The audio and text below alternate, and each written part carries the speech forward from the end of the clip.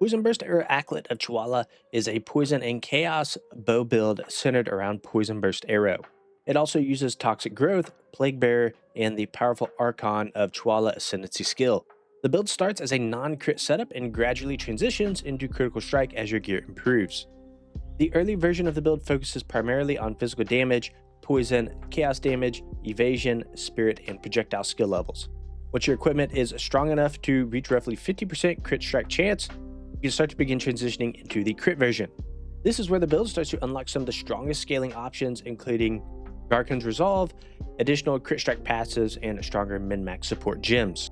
Poison Burst Arrow is going to be the main skill used for clearing and just general damage. Your bow is going to provide the foundation for the build, with physical damage being especially important because it helps scale the damage that is eventually converted into poison and chaos damage. And the build becomes considerably stronger once Archon of Chayula is available. Archon provides 20% more physical damage and 20% more chaos damage while also creating chaos tornadoes. These tornadoes will inflict Wither, which increases the chaos damage enemies take, and interactive. These tornadoes will inflict Wither, increasing the chaos damage enemies take, and interact particularly well with Toxic Growth by causing its effects to explode. The overall playstyle is therefore fairly simple during normal mappings. Use Poison Burst Arrow to clear packs and activate Plague Bearer when it reaches full capacity. And against tougher enemies and bosses, the rotation becomes a little bit more involved, with Archon of Chayula, Vine Arrow, Toxic Growth, and Plague Bearer being used together. We'll kind of break some of this down a little bit more as we go through here. So let's start out with the equipment. So your bow is going to be one of the most important pieces of equipment for the build. So early on, prioritize as much physical damage as possible. Critical strike chance is going to become increasingly more valuable once you transition into the crit version, while onslaught on kill is another excellent offensive modifier. Plus, projectile skill levels are also very strong and should be considered when upgrading your bow, although they are not mandatory, if obtaining them would require giving up significantly better physical damage. As you approach the min-max version of the build, your bow should ideally combine high physical damage with strong critical strike chance and other offensive modifiers needed to maximize Poison Burst Arrow. For the armor and defensive stats, evasion and spirit are important throughout the build. In particular, try to get as much evasion and spirit as possible from your body armor. A Kraken's Rune of Warding is also worth considering. When combined with the Hollow Keeper, it provides curse immunity, making it a very useful defensive upgrade once you begin optimizing your equipment. Now, for your helmet, quiver, and amulet, critical strike chance is going to become one of the most important stats once you transition into the crit version. So your helmet, quiver, amulet, and bow are going to be the primary places to look for additional crit strike chance. The long-term goal is to reach around 50% critical strike chance. This threshold is very important because several of the build's stronger options become much more worthwhile once you are consistently landing critical strikes. An absent amulet with an Eternal Rage implicit is another excellent upgrade. Eternal Rage provides additional damage through rage and allows you to use Takati's Ire. This is primarily a min-max option rather than something you need while leveling or entering maps. Now, for your belts and your min-max gear, at extremely high gear levels, both Mageblood and Headhunter become strong belt options. Mageblood is particularly useful for a more controlled and consistent character, while Headhunter can provide tremendous power when mapping through packs of rare monsters. If you are using Mageblood without reaching 50% critical strike chance, a Diamond Flask is recommended. And then Rite of Passage is another high-end min-max option. The Cat version is preferred, while Serpent provides a cheaper alternative with strong damage.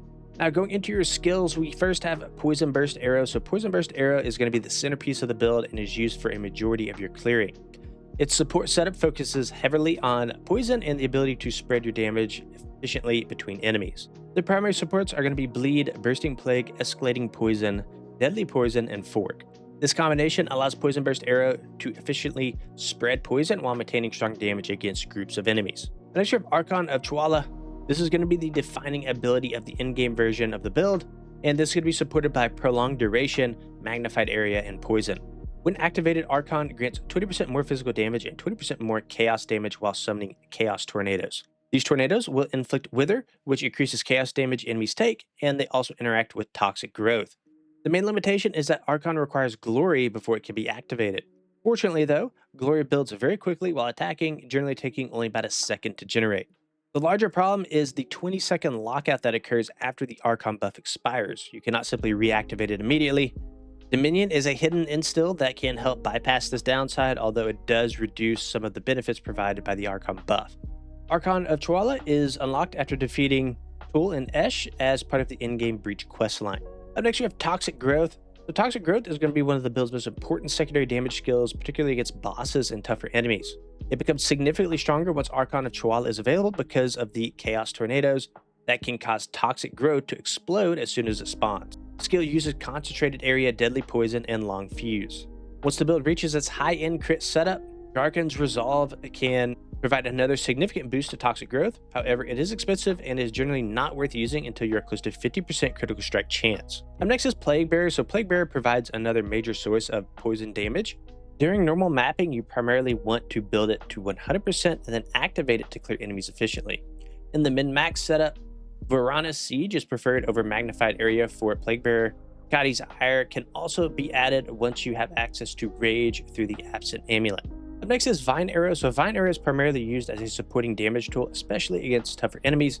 It becomes particularly useful during single target damage encounters where you have time to weave additional abilities into your Poisonburst arrow attacks. The recommended setup includes Prolonged Duration, Deliberation, Swift Affliction, Magnified Area, and Stoicism.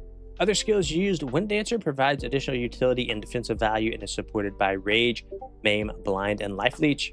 Herald of Plague works alongside Plague Bearer and uses Chaos Mastery, Plague Bearer, and Astral Projection.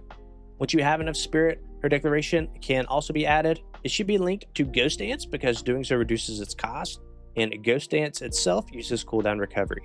Blasphemy and Herald of Blood provide additional utility and damage support as the build develops.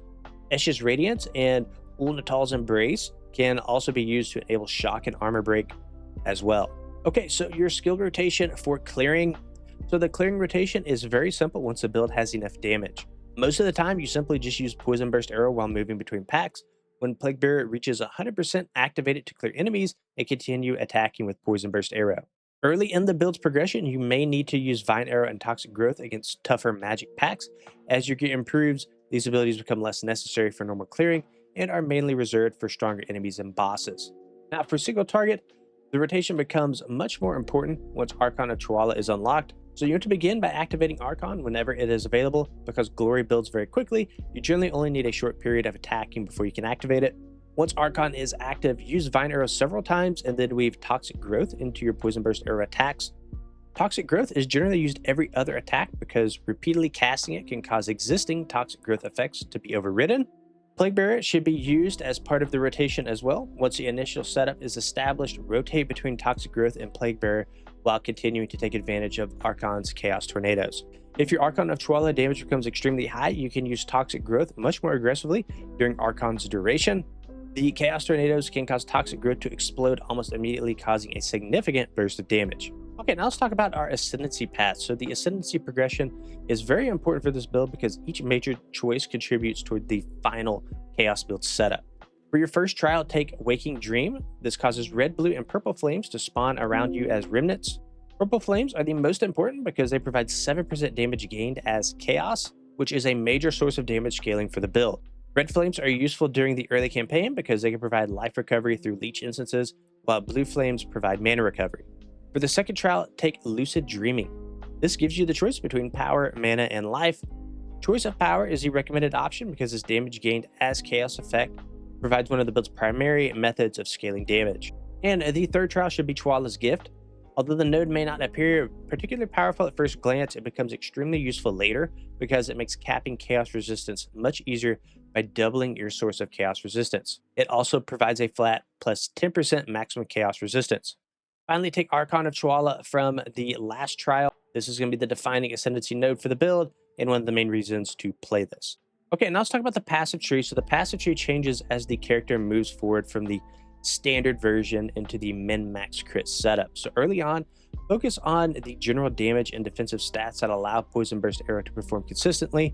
Poison, chaos damage, physical damage, projectile damage, evasion, and defensive stats all contribute to the strength of your character. Once you transition into crit, the passive tree begins to pick up additional critical strike notables. Heart-stopping, heartbreaking, struck through, true strike, and for the jugular all become valuable additions. A time-lost emerald with large radius is particularly strong when placed near dizzying hits, and stupefy. This can provide a substantial amount of power, especially when the jewel has critical strike chance and critical strike damage bonus.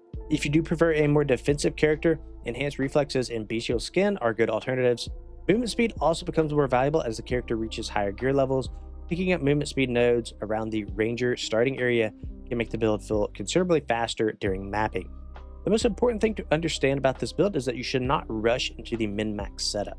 The non-crit version is perfectly capable of progressing through the campaign and early mapping, and during this stage, your priority should be getting a strong physical damage bow. From there, improve your poison and your chaos scaling, obtaining enough spirit, and building reliable defenses. As your gear improves, begin stacking critical strike chance. Once you can approach approximately 50% crit, the crit version becomes much more attractive. At this point, you begin investing into critical strike passive tree, Archon's Resolve, and other crit dependent upgrades. From there, the final stage of the build focuses on maximizing the interaction between Poisonburst Arrow, Archon of Chayula, Toxic Growth, and Plague Barrier. High-end unique items such as Mage Blood or Headhunter, an Eternal Rage, Absent Amulet, Rite of Passage, lineage support gems, and a strong time-lost emerald can push the character considerably further. So your finished character is best thought of as a progression character rather than a single fixed setup. Start with the straightforward Poisonburst Arrow character transition into crit once your equipment supports it, and then gradually add the expensive min-max pieces that allow the Archon and Toxic Growth mechanics to reach their full potential. If you guys enjoyed the video, please consider liking and subscribing to the channel. See you guys in the next one.